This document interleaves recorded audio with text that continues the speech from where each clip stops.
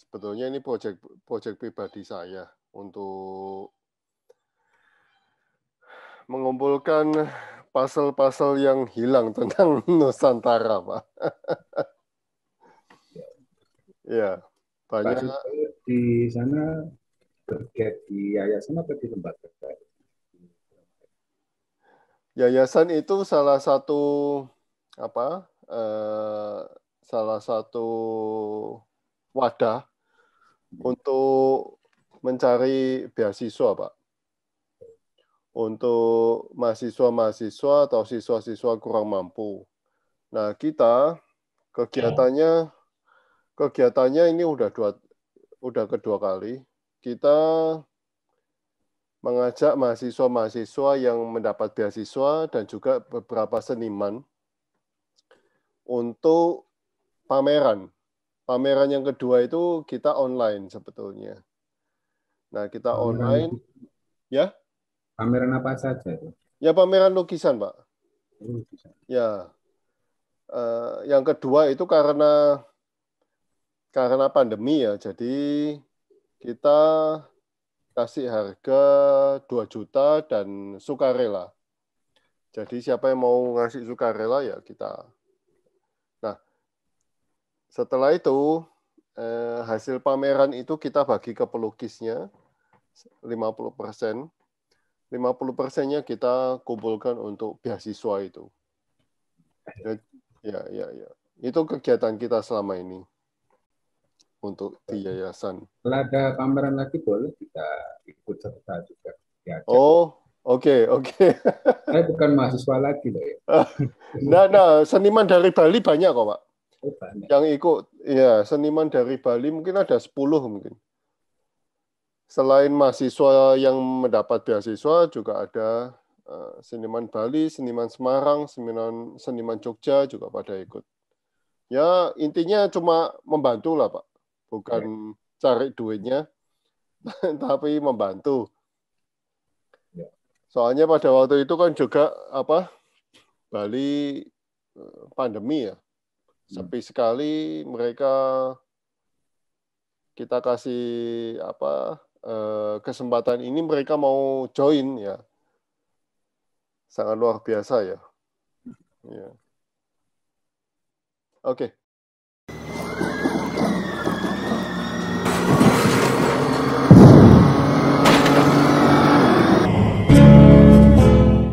Selamat sore Pak Edi Supriyanto, seorang pelukis di Surabaya, Pak ya. Ya, betul. Oke. Untuk studio di Malang. Oh, oke. Di Rumah Malang Kota, Pak? di Karangploso. Jadi Oh, Karangploso. Oke. jalan mau ke Batu, jadi melewati studio saya. Monggo kalau mau mampir silakan. Siap. Oke. Di sebuah karya Bapak menuliskan dalam ada kesusahan, ada kemudahan. Apa maksudnya di sini, Pak? Silakan, Pak.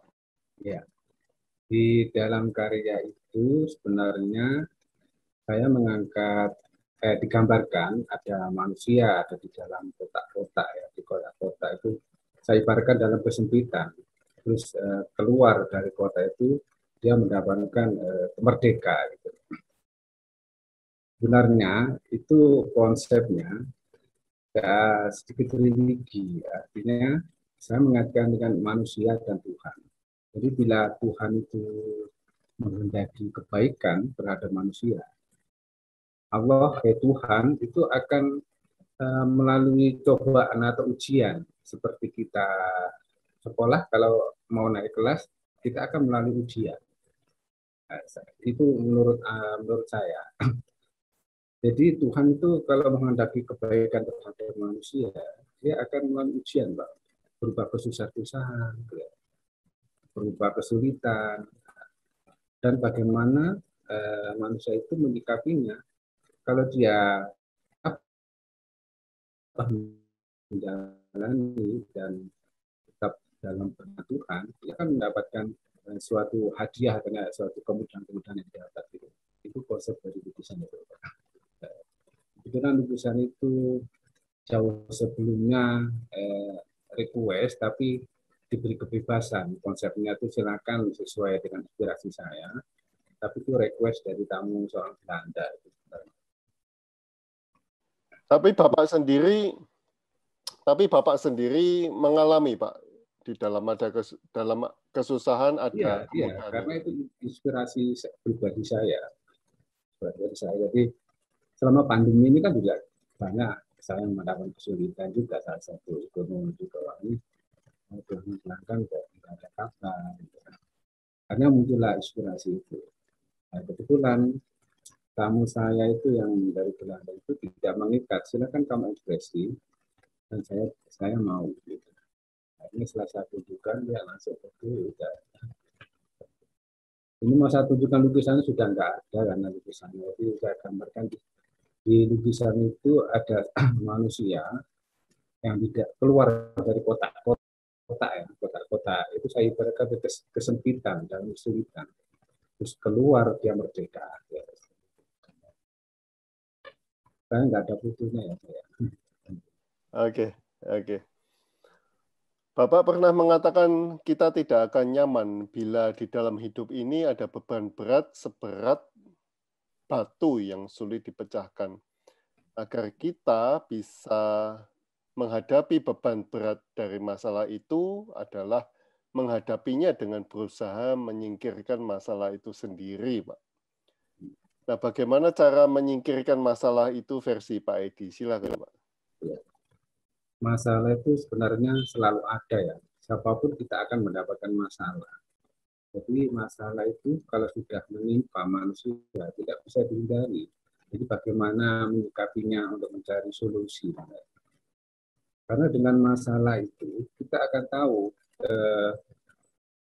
arti hidup ini sebenarnya dengan masalah itu.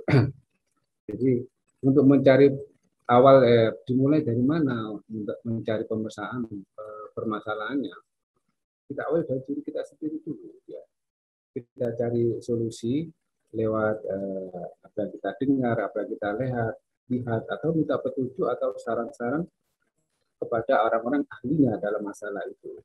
Dan satu yang terpenting tetap minta petunjuk kepada Tuhan, minta petunjuk kepada Tuhan. Gitu. Itu menurut saya. Oke. Ya. Tinggal 2 pertanyaan. Ya. Bapak pernah menulis, kita dituntut terus berupaya mencari titik peluang dan kesempatan untuk memperbaiki kehidupan yang lebih baik. Bagaimana pencarian itu dimulai, Pak? Mencari peluang. Mencari peluang yang bisa dari kita mencari kabar atau berita-berita tentang peluang yang kesempatan-kesempatan itu. Dan kalau sudah mendapatkan kesempatan itu kita harus memanfaatkan kesempatan itu sebaik-baiknya. Jangan sampai dilewatkan karena kesempatan itu biasanya tidak datang 2 kali. Jadi kita mencari peluang melewat sekarang ini sudah mencari peluang dimudahkan dengan banyaknya sosmed ya, banyak informasi. Nah, kita bisa mencari browsing-browsing di internet atau mencari informasi lewat teman-teman atau di grup-grup sekarang banyak informasi itu kalau ada peluang. Dan kalau sudah mendapatkan kabar peluang itu, kita harus tetap masuk ke situ. Karena kesempatan itu ada, biasanya tidak ada yang kedua kalinya. Gitu. Dan harus dimanfaatkan sebaik-baiknya kesempatan itu. Saya kira seperti itu ya. Oke. Pak Edi pernah berkarya, menulis, melukis tentang toleransi, Pak. Peristiwa apa yang mendorong Pak Edi untuk mendengungkan toleransi, Pak? Bukannya toleransi memang sudah ada di mana-mana. Silakan, Pak. Awalnya saya menulis tentang toleransi itu sebuah puisi ya, tentang puisi. Saya mewakili lembaga saya. Kebetulan saya ada di lembaga LSBI, lembaga seni budaya Muslim Indonesia. Dan mewakili ada untuk merayakan sebuah lomba puisi yang diundang untuk memberikan sebuah posisi tentang toleransi. Karena ya ini contoh toleransi yang akan saya baca itu. Jadi toleransi sebenarnya kalau di agama saya Islam itu sudah jauh sebelumnya sudah diberi petunjuk oleh atau diberi contoh oleh Rasulullah Nabi Muhammad SAW itu. Jadi ketika Rasulullah itu sedang berkumpul dengan para sahabat, ada segerombolan mengantarkan jenazah dari agama lain, itu mungkin Yahudi lah, agama Yahudi. Nah, Rasulullah itu Nabi Muhammad itu berdiri memberi hormat, ditegur sama sahabatnya. Ya Rasul, bukankah itu beragama lain? Sama Rasulullah sedikit dijelaskan. Dia betul dia beragama lain, tapi dia itu manusia sama dengan kita. Ciptaannya Tuhan sama Tuhan itu kita. Gitu. Ya. Dari situ toleransi sudah jauh sebelumnya dicontohkan Nabi sebenarnya. Nah, sekarang ini banyak muncul sifat-sifat radikal atau sifat-sifat narsis, menang ingin sendiri. Ini kan menimbulkan perpecahan sebenarnya. Akhirnya saya muncul menuliskan ide toleransi ini agar kita saling menghargai, menghormati, tidak memaksakan, tidak. Saya kira itu untuk waktu awal menulis toleransi. Oke. Terima kasih Pak Edi atas waktunya.